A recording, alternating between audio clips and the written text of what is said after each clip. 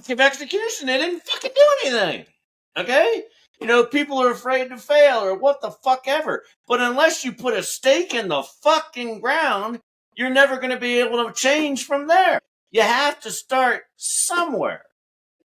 And whatever the hell, we do next month when we implement. Well, I'm implementing now, but it's not kicked off yet. Well, whatever the hell we end up doing, it's going to be better than doing nothing. Because it's back to the old adage, you miss every shot you don't take. Hey guys, it is Mark and Cowboy back with our first episode this year of Biz Unlearned. And we're going to be, we didn't do all of last year. Okay? We kicked off like in April. This is episode 12. I think we kicked off in April of last year, but it's still January, and we want to kind of reflect here at the beginning of the year, like many do, on what we learned from our guests last year and what we really need to do to move forward. But a clear and obvious pattern has emerged. We can certainly say that. A clear and obvious pattern here has emerged, even though we had guests who had many different variants of Biz Unlearned and the type of things that they did. And Mark was ever so studious as a note taker in just about every episode that we had. So I'm going to kick it back to him and say, Mark, what do you think? What kind of things have you seen in these? Well, this is episode 12. So in the 11 episodes that we did that are sticking out with you, what kind of patterns have emerged? Well, the odd thing is, Bill, before we just came on air, we had our mini rant from something you've been doing last weekend, because it's a living experience of this phenomena. And, because he's in the news when we're recording this session, a certain Mr. Elon Musk, and my mind is on fire with ideas. Execution is the key. And that's the bit where me as the biz connector, salesy front-end guy, and you as the project manager, make sure the shit gets done on time, on budget, preferably, and all of that good stuff. It's that line that is what we were talking about off air, is the meeting of the minds of, we've had people that were in Mexico up and go to Ecuador because the marketplace was different. There's all those details that we can get into, brands that were around sustainability that people hear tree hugging, and it could be the biggest business opportunity in the world, but it's getting marginalized. So we've got lots of those micro details that we can get into even in other shows in the future. But I think today's, here we are at the start of the new year, episode 11. I'm going to pass it back to you. Have a little. Don't I'm going to pass it back to you and have a little rant on. Give people the summary of what because you've just been. Maybe we don't say the name of it, but you've been on a very well-known how to sell your products formula. And it's one of the most established. It's been there for years. I know the guy behind it. You've been on it for your reasons that may come out in what you say or what we talk about. But give people what you learn from that, because that is a living example, January 2025, of the reason that people have got to unlearn their fucking businesses. Yes, absolutely. And so we started last year. It hasn't even been a year since Mark and I teamed up, and we're going to really put some traction into things this year, which is one of the reasons I spent last weekend. It's been a really long week. I can't believe that it's only like Wednesday right now, because I spent 30 hours this weekend, okay, diving deeply into this process. Okay. And there was over, 500, 600 people at this event. And of course, Mike, I told you some of the children of greats that were there. And so while their fathers were international greats, multi-million-dollar international greats. They were still coming to this because it's a very proven formula. And we had several breakout sessions over the course of the weekend. And folks, as I was telling Mark, the plan that I am putting together that started since Friday, not even a week ago, because this was Wednesday, is now over 76 pages and 18,000 words, and I'm working on the final section. And so it's extensive, seriously fucking extensive. And, now let's capture that for a second. That's the bit where you've been willing to make an informed decision to invest the time. Absolutely. And now one of the key things was about pulling a plan together, which I guess people might know that you're strong in that area, but you still had to make the decision to invest more time to follow through. So that's a bit of the knowables about you, but flip it a little bit into what you learned in those groups in terms of what other people that were on that group, what were they doing? So he's got a main product, which is about $2,000 per year. Okay, so it's not like buying a video software and you got it for the next 10 years and it doesn't cost you any more money. If you don't use it, it costs you money every year. And the private group is $15,000 per year. Okay, so this is a substantial investment. And as we had these breakout groups, I'm listening to people, and they're like, "Well, I've been a member for 2 years, 3 years, yet I've never actually used the tool." And I'm like, "What the fuck? You've been spending thousands of dollars per year, and you've done nothing with it." We've heard from many guests about their solution, how they did things differently and made things different, how they had to unlearn things that would have been traditional business and this, that, and the other thing. We've even mentioned Agile a couple of times, which was a colossal fuck up. And now they're going back to old ways of doing things, which requires real planning and real execution.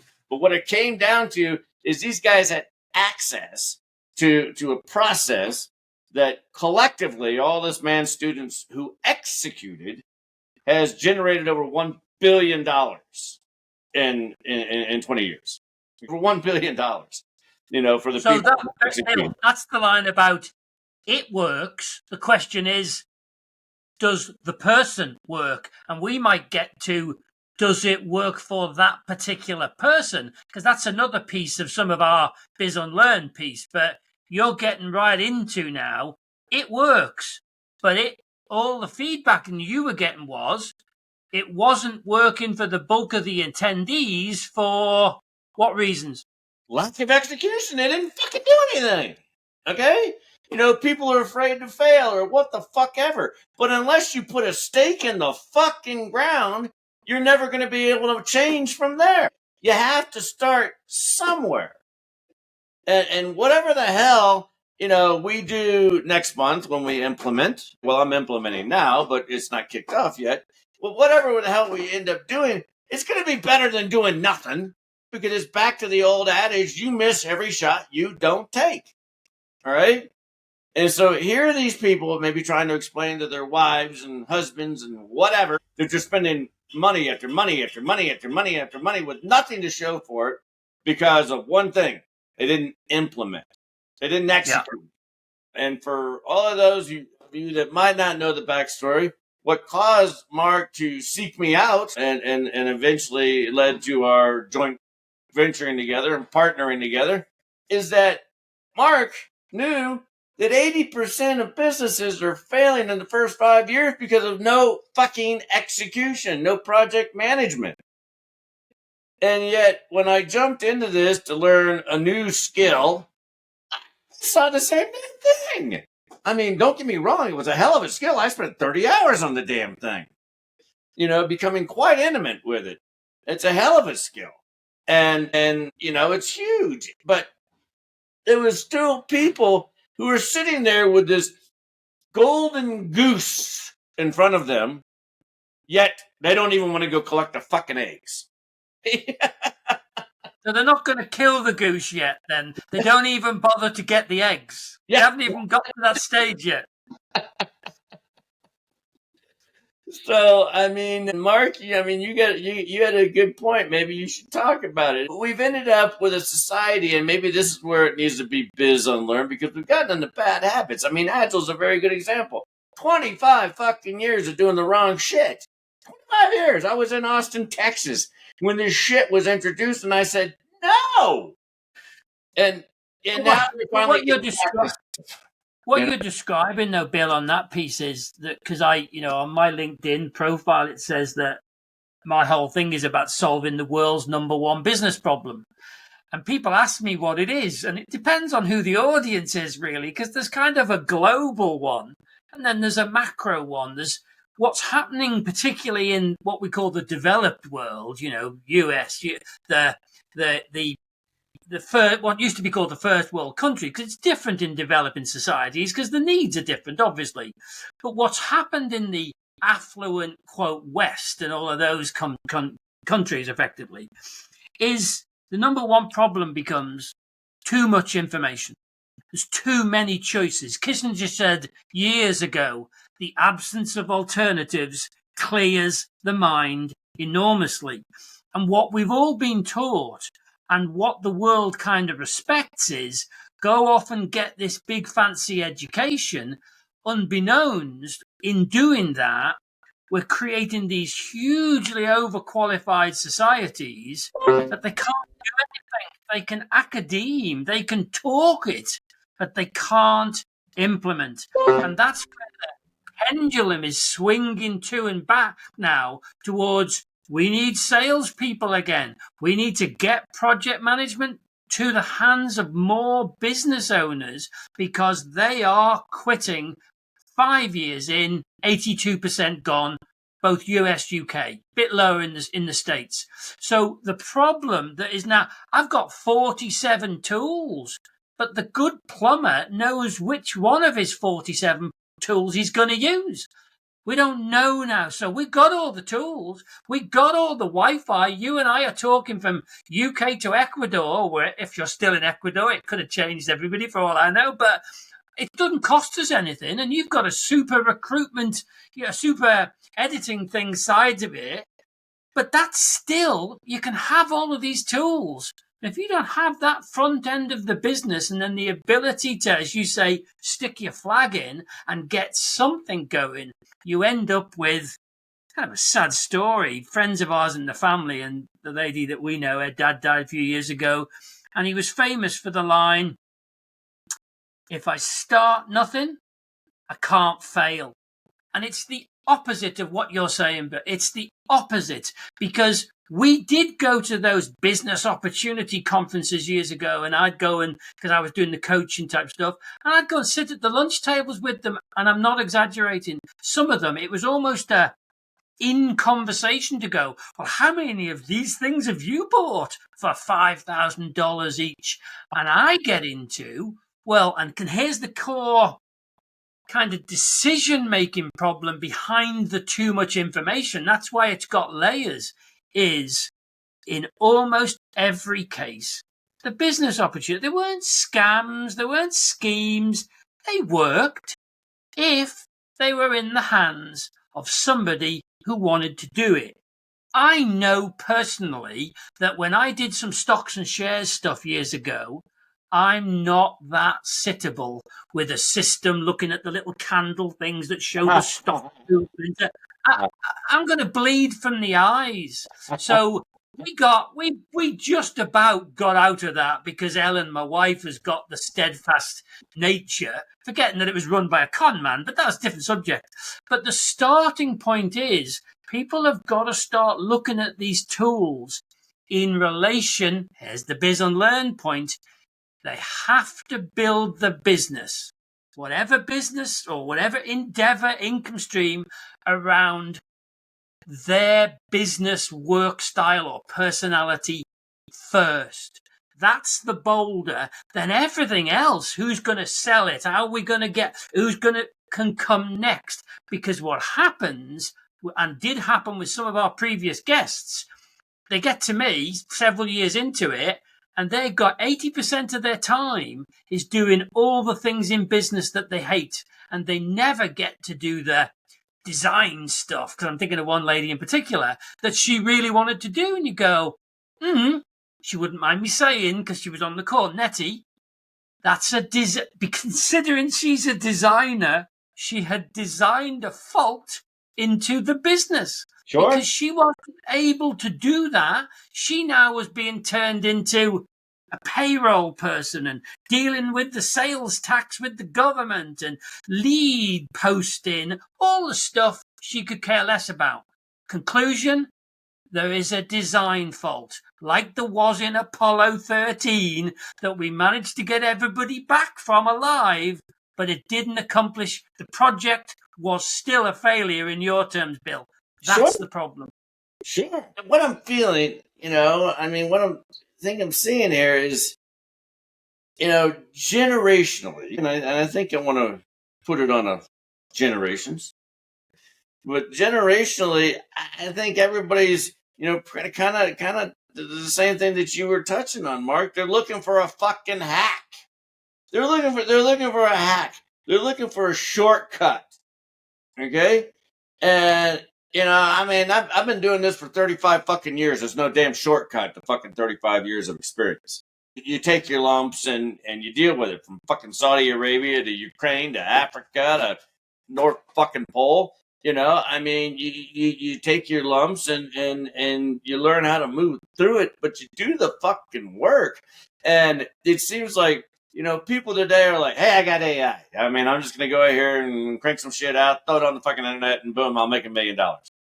No, there's no fucking plan.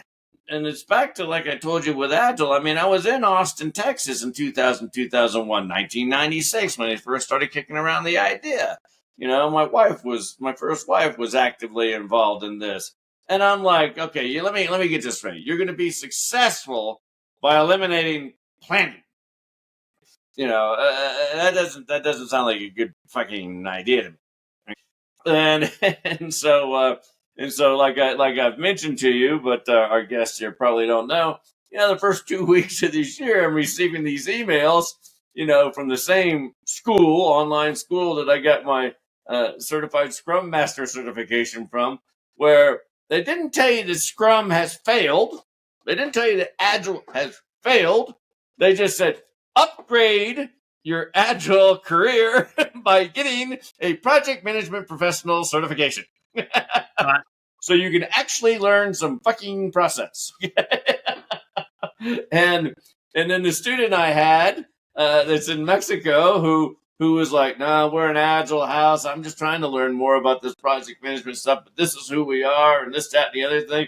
Now tells me that I haven't seen him the last couple of weeks because they fired the fucking CEO. Okay, they're getting rid of fucking Agile, and they're like, we need to do some real fucking project management, because trillions of dollars have been lost on this. But what I want to know is, where the fuck was everybody during the last 24 years that they couldn't see that?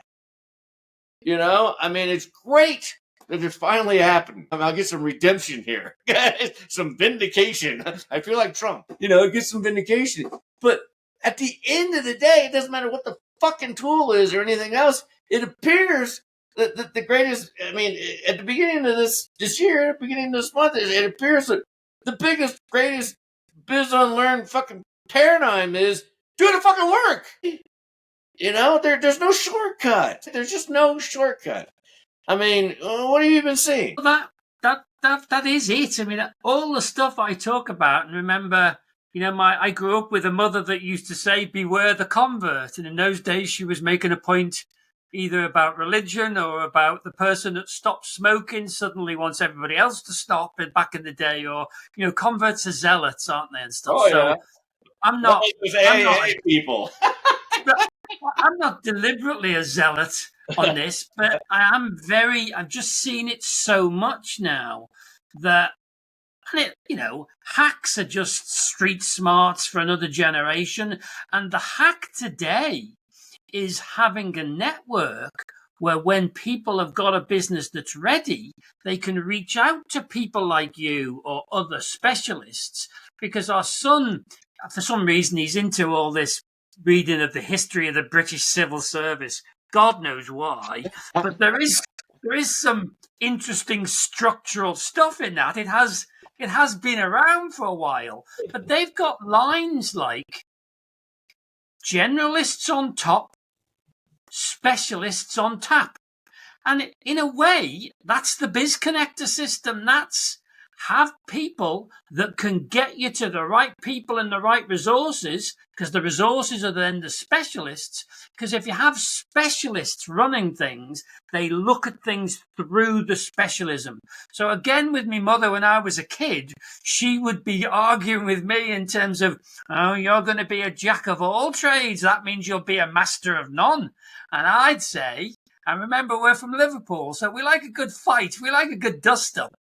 That ultimately, the world now is realizing it needs jack of all trades. It needs generalists that can connect, because there's all of this talent out there, but the talent can't get to market. And typically, you know my line, brain surgeons don't sell.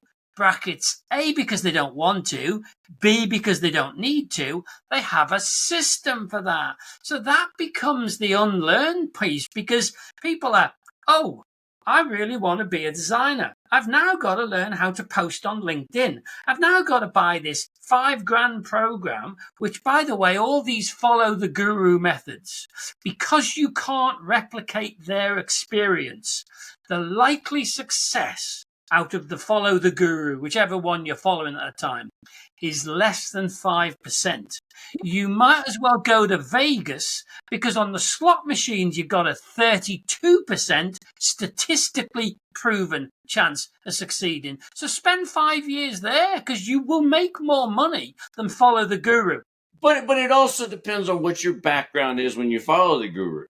Completely. Okay. That's the pay. And the bulk of them are from salesy backgrounds of some kind. But the bulk of the audience, at least 80+% that I know, business owners, are not from a sales or marketing background. So they're not going to replicate, just like they can't replicate your 35 years of project management. It doesn't matter. Just follow what I do. No, it will not work. And it's proven. It's not like I've got to sell people on this. You've just done 3 days of it, and you're the one that's got the 76-page part done plan. The others won't have even started the damn plan. You know, I mean, but every time I showed up for an operation, I went to Saudi Arabia, give me the contract. I went to the mission critical division of HP. Where's our process? And I'd go through it. It's the first fucking thing I did. So me sitting there for 3 days, I'm like, what's the process? And then I take it and I plug that in with what I already know and do. Now it's useful to me. I can modify what I'm doing based on your recipe in this particular situation and do my piece of implementation. And that's the difference. Most people don't have that. Most people don't have that, and that's why they ultimately end up failing. I mean, you know, we as a people, we as a business, we as general individuals, we like to present things as like anybody can do this, and you'd be surprised at some of the people that do it. But what separates them from everybody else is that they would sit down and do the work. And so I'm kind of like in this mode of, you know, the more things change, the more they stay the same. You can have all these fucking tools in the world, but you still go all the way back to the 1800s where it's like, do the fucking work. Okay? You cannot eliminate the work. You can make the work easier.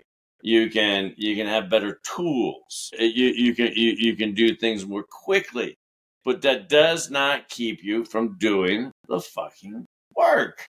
And one of our clients today, and he's a very successful man in his field, but he's a disaster inside the business. Really a disaster, and he's got an attitude about it as well. And I was poking a stick a little bit at him in terms of the system of relation, because he's into relationship marketing. He says, So I was doing there, well, what's your system for building relationships on LinkedIn? Just to use that, and it would apply to anything that, they're all shop windows. And he came back with almost this whole listing of what he does. And it's his new contacts on LinkedIn get given to his VA lady, and she sends out to say you're on email, and there was a system, but it's become today's type of system because the purpose of the exercise, and if you do the stats, and he knows these stats, by the way, the latest we get from one of our guests who's really into all of this stuff, he knows his numbers. If it takes 13 two-way interactions, not 13 I mail you with my shit contact, I mean some dialogue. It takes 2. If it takes 13 of them before 80% of transactions get done, then if you bring in 10 new contacts on LinkedIn, the next bloody thing you should be in your business, dangerous word, are strongly advised to do is orientate your business to 130 conversations. That's the bit that needs automating. But our friend with this super duper marketing itis, remember, he's not a marketer. So you put marketing tools in the hands of marketers. To me, that's the one where you're taking a nuclear weapon to a street fight. You can stand behind it, but you won't win the damn street fight because you've got the wrong tool. So his big justification was he does all of this. And I read back in it and went, it's funny though, because this is about relationship building, but there's no dialogue. There's no engagement in this process. You have out-engineered the very reason for being on LinkedIn in the first place. So you might as well, to use more of your vernacular, Bill, stand up and piss on your computer because it's of no value. He might as well, literally. So, and he'll have Navigator, he'll have this, he's got all his CRMs. You go, tell me how many valid conversations that process brings you every month. Answer? 0. Yeah. So he's engineer, but he'll fight you. He's got an ego. He's Yale educated. He is, quote, very bright, and he's an utter oink because he's got an ego. I don't mind if he doesn't know, because we all don't know things. But when you get reliable information, you go, wow, if that doesn't, as per what you saw over the weekend, if that doesn't change your behavior, and occasionally people, a little bit, maybe I don't do afraid really, but people are, struggle with change. They do, and that's fair enough. But if when you know and you're committed to the goal or committed to the process, or you're going to get on the phone and speak to people, how the hell do I do this? If you're definitely going to do it because you've planted the flag, then you're definitely going to do it. But if you keep operating as per the old, keep doing what you do and expecting a different result, that's the definition of insanity. That's what you saw for 3 days over the last, as just one microcosm around a well-known product, service, program that an awful lot of people are going to go, yeah, I tried that and it didn't work for me. And you go, So where do you think the problem is? The problem, we're back in again. Execution is well, the I key. called the daughter of the man that was there, and I'm like, holy shit. I mean, because there was children of famous people here, because it draws that kind of attention. Yet there was still the failure of execution, and so it's no different than, it doesn't fucking matter what my background is. I mean, and people can read about me online, of course, but if I send you off as the business connector to say, go find us some partners to work with for us to go ahead and kick this thing loose, and I give you like one little fucking piece of paper, you're going to be like, you got to fucking be kidding, right? What am I handing these guys? But I hand you a fucking 80-page plan, you're going to be like, all right, now these guys can see some substance here now and fucking get behind us. They'll probably tweak it, whatever, but now it's got some fucking legs. Because the work has been done. You know, it's no different than the very basic analogy that I gave you. I'm putting all the fucking bullets in the damn gun. I'm pulling the fucking hammer back. Now just go find someone to pull the fucking trigger. And that's really what it is. Because if I've done my piece, all right, when they pulled the trigger, I mean, something's getting shot. We don't know how many people. We don't know. We don't know what's getting shot, but someone's catching some flack. I mean, that's just the way it is. that is the problem, Bill, and you're back to until people listening and watching this, the people that remember one of our guests, Michael, and he does all the business systemizing stuff, almost the process bit to get to the need for project management, almost the connective tissue of the operational side of a business. And his position is very clear. He doesn't try and persuade people into the need to systemize their business. Sure. They've either got it and reached a point that he even knows his number. I think it's 8 people when the business is sufficiently complex where they then come to him and go, I need your help. Right. And it's the same principle now that our position around that, similar but different, is people have got to get to the position where they kind of know, I need a plan B. Because plan A, Dragon's Den in our terms, Shark Tank in US terms, model, it works in the hands of the guys on the show because they've done it for 25, 30 years. They've got the capital. They've solved those initial problems. But for the vast majority of people that are forming businesses today, which, by the way, the stats will be slightly different in the States because the markets are slightly different. The vast majority of people who get on that show are inventor profiles. They're definitely not CEOs, and they're not sales guys. And then our most famous one is Peter Jones. He's 6'8". He's the top dog on it. And he'll have some guy saying, I invented this super duper gizmo, and they've got proof of concept. They've sold 1,000 of them, whatever it is. And Peter Jones is then famous for basically ripping them a new one on you should have sold more. And I'm there back at the screen going, Peter, he just fucking told you he's not a sales guy, but you've got the resources. Isn't that the model that he's here to do? Because the bulk of those guys, you know what the ideal deal they really want is?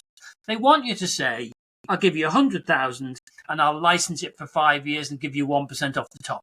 They don't really want, they don't mind being an ambassador, but they're not CEOs. They're not operational people. They're not sales guys. So other than unless the brand is attached to them, and one of them was like it was a chili sauce type thing, and it was linked to the guy's image. Well, that's clearly a bit like a Colonel Saunders type. So he was relevant for that, and he would come on, but they not operationally.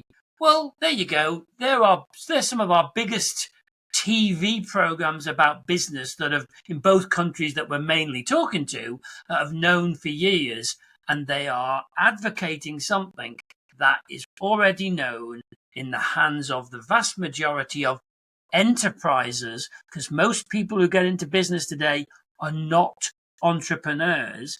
They're almost looking for not a job, but like a job, but I can make 50,000. So they're not Henry Ford's or Woolworths in waiting. They're looking for something to get them going, of which some of them will then look to scale up. But you've got to get them through that basic level first. Well, 82% of them are gone every 5 years because they are still either following the guru or following effectively Dragon's Den type Shark Tank model, which will not work in their hands. And that's what the central almost Biz Unlearned point is. They need, and to come to us, they have to have the hand up going, guys, I'm ready to be at the mercy of plan B. They need to, because otherwise their little egos, they'll start almost fighting for their limitations, as we'd call it, and go, guys, doesn't work, you'll still get shot. So if you're ready to get the hell up and get on with it, because you need a different perspective. If you've got the new perspective, then you might change your behavior. If you haven't, you're going to carry on just being the hamster wheel. Yeah, I mean, it's that whole, I built a better mousetrap, they're going to come to me. Bullshit. I have sat in so many VC meetings and shit like that. People are like, I like your product. Who the fuck runs the company? Because you can have a great idea, but if it's not executed, you're fucked. And there's a couple of things that you've said that have caused me to remember some things. And, one of them is the conversation. And 20 some odd years ago, maybe longer, I still actually watched TV back then. I can't remember when it was. I mean, I haven't even seen a TV other than in a bar since like 2011, maybe 2010. And so, but I'm watching this medical show, right? And this doctor was originally talking to the patient going, we got so much equipment and shit like that. I don't know anything. We'll tell you everything about yourself, right? And he goes off and he spends a couple of days trying to diagnose this person. And he's finally talking to somebody else, and it's like, and the person was older. And he was talking about old school, just fucking real old school bedside manner. And so then the doctor took a different approach and fucked all his tools, right? And actually had a conversation. And when he sat down and finally had a conversation, then he was able to actually figure out what was fucking wrong. So just because we got really cool fucking tools and shit doesn't mean anything. I mean, it could make life easier and stuff like that, but you still have to have a fucking human element. Interestingly, on that particular example that you're using, something, because we were based down in Arkansas for a few years, and I've always been very American influenced as a Brit. And I don't know where the research was from, but it was around this subject. And it was because getting sued is such a big deal in the US economy, not so much here, and particularly medical is vast in the States.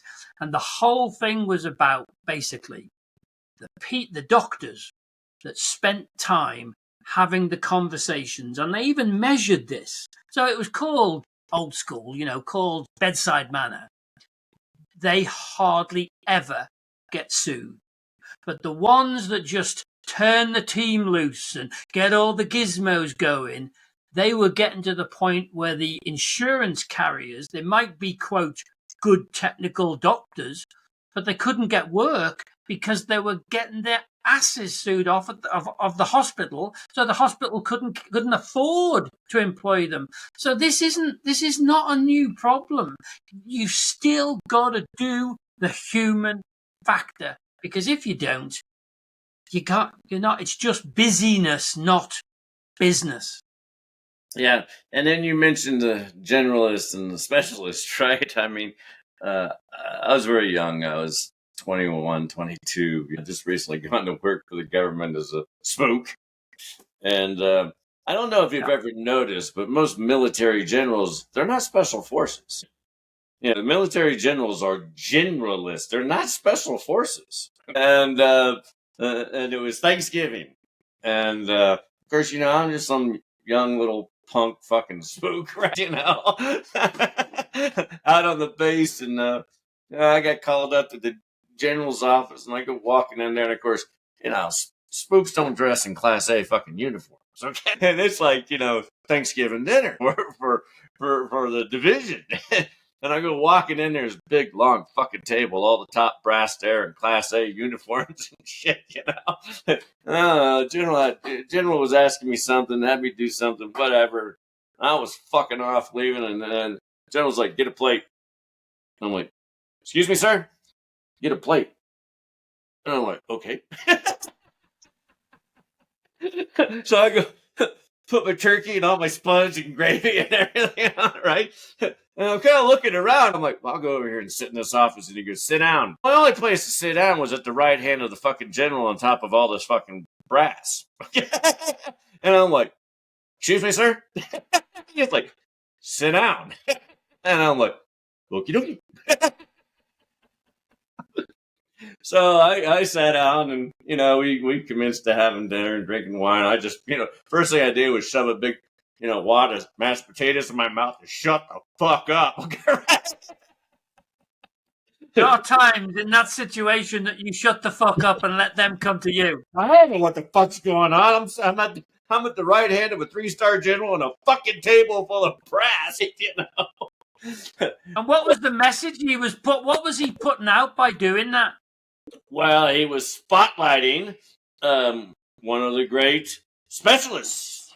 Okay, he had brought me up there because I'd pulled some shit. Okay, made some things happen, and so he brought me up there to be on his to be at his right hand. For this division dinner. And that one.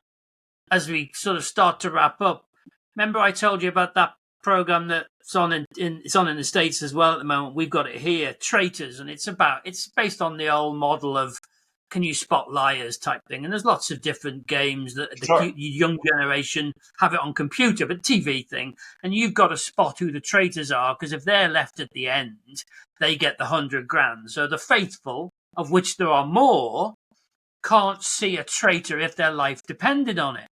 But the key, and what drives me mad, and because I don't really like the program because it's 2-stage managed, but I like the psychological interplay stuff. That'll get my attention. And they are caught out, and it's one of the key things about the difference between successful business owners and failures. They are caught out because they think they can spot a liar, and that's what a traitor person would do. And I get this mental image of you with your cowboy hat on and you with your bottle of beer and go, I bet he was like that as a bloody spook. And you wouldn't dream possible that, because you're meant to be sitting there with your collar turned up and not speaking and not making eye contact. And it's one of the old... plain sight. Exactly. And it's one of the, as a Biz Unlearned point to kind of take us out on, the E-myth that Michael, that we mentioned before, one of the other guests, he and I both were around. I brought it to the UK. The best line that they had on that, I almost really, is kind of the number one, was, it's not that successful business owners know more than the failures. It's that they have an incessant drive to know more. So they stay current. They'll drive you mad maybe, because what about this? What about this? But that's that generalist. We could try this. We could try that. And they try so much, eventually they get a formula. So conversely, the failing business owner isn't that they know less. Statistically, they don't, for the reasons of but that could be taught. They can be taught techniques and stuff. But it's the attitude piece that was highlighted, which is the fact that they know that they don't really know less, but they kind of think they don't. But the key is they think they know enough.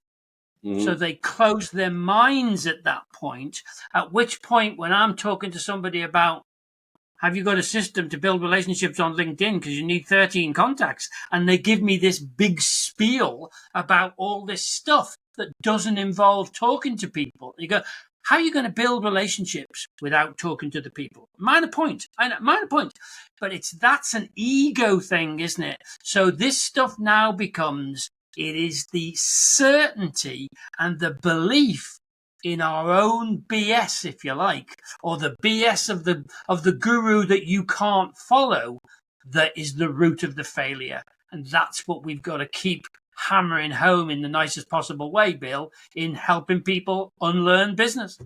Well, fuck. I've got 35 years of doing this. Most people would call me fucking world class. You can Google me and see me all over the place. And I just spent 30 fucking hours on a course trying to fucking learn something else. Okay. Right. There ended. But I'll leave you with this when it comes to your TV show, The Traitor, right? I would call back home to my grandfather, the major, and he'd be like, I heard you fucking did, and I'm like, how the fuck could you possibly know that? Yeah, that's called being well informed. Now, this is a military family, right? Okay, right. So many years go by. I'm leaving Texas, and I'm going through my grandfather's old notes, and here sits a handwritten letter from the 3-star general. 3-star generals don't do handwritten letters. To my grandfather about veteran benefits, discussing issues in play. And I'm like, you little motherfucker. It was the general ratting on me the whole fucking time to my grandfather. There you go. The circle comes back on itself. Well, take us out, Bill. We're done for today. Well, guys, listen, hopefully a recap of last year, 2024, is kind of meaningful to you. You know, everything changes, but everything kind of stays the same sometime. We got to do the fucking work. They need their plan B. They need the business unlearned. Yeah, there's better ways to do the work, but you're not going to eliminate the work. You still got to do the work. And so I'm hoping that this is really beneficial to all you guys out there. You know, please remember to like, comment, and share. We love the love, and let's get it done this week.